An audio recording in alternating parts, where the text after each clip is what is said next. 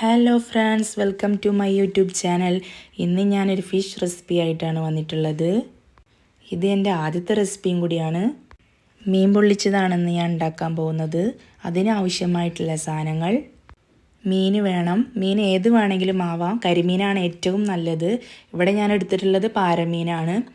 2 വലിയ ഉള്ളി വേണം, 2 തക്കാളി വേണം, ചെറിയൊരു പുളി വേണം, ചെറിയൊരു കഷ്ണം പുളി, 3 പച്ചമുളക്, കുറച്ച് കറിവേപ്പില, അരമുറി തേങ്ങയുടെ പാല്, 1.5 ടീസ്പൂൺ ഇഞ്ചി വെളുത്തുള്ളി പേസ്റ്റ്.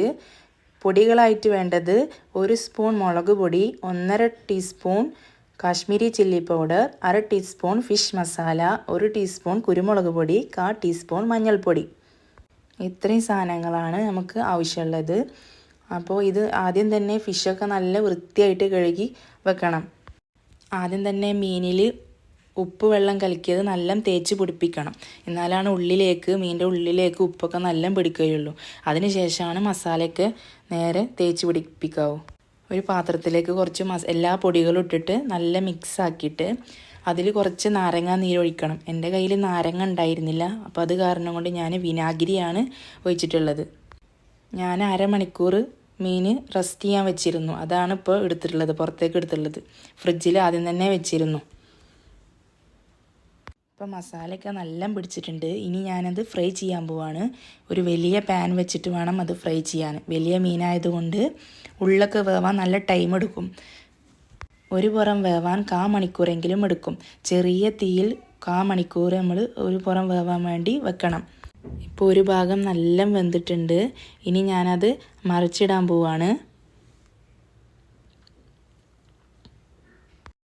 ഇപ്പോൾ ഏകദേശം മീനൊക്കെ വെന്ത് കഴിഞ്ഞു. ഇനി അതിനുള്ള മസാല നമുക്ക് ഉണ്ടാക്കാം.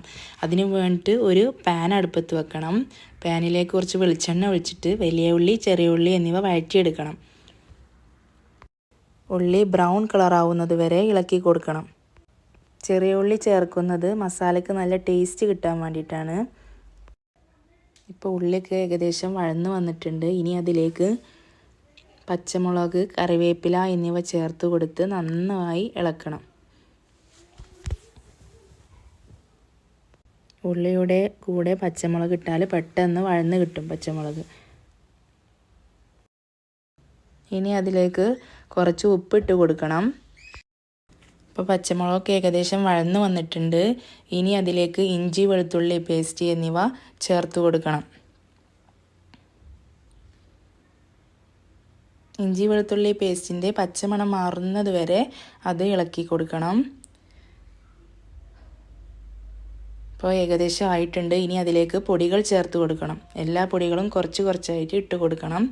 എരിവിനനുസരിച്ച് മുളക് പൊടി, കുരുമുളക് പൊടി എന്നിവ ചേർത്ത് ഇളക്കി കൊടുക്കുക. ഇനി അതിലേക്ക് തക്കാളി ചേർത്ത് നല്ല വഴറ്റി കൊടുക്കണം. അപ്പോൾ തക്കാളിക്ക് ഏകദേശം വെന്ത് വന്നിട്ടുണ്ട്. ഇനി അതിലേക്ക് തേങ്ങാപ്പാൽ ഒഴിച്ച് നല്ലവണ്ണം മിക്സാക്കി കൊടുക്കണം. ഇപ്പോൾ നമ്മുടെ മസാലയൊക്കെ ഏകദേശം റെഡിയായി. നമുക്ക് മീൻ പൊള്ളിച്ചെടുക്കാം. അതിനു വേണ്ടി ഒരു ഫോയിൽ പേപ്പർ എടുത്ത് അതിലേക്ക് മസാലയൊക്കെ പരത്തി വെച്ച് കൊടുക്കുക. അതിൻ്റെ മുകളിലേക്ക് മീൻ വെച്ച് കൊടുക്കണം. അതിൻ്റെ മുകളിലേക്ക് വീണ്ടും മസാല വെച്ച് കൊടുത്ത് ഫോയിൽ പേപ്പർ വെച്ച് നല്ല കെട്ടി വെക്കണം. ഇനി ഒരു പാൻ അടുപ്പത്ത് വെച്ച് അതിലേക്ക് നമ്മൾ ഈ കെട്ടി വെച്ചതിനെ വെച്ച് കൊടുക്കണം.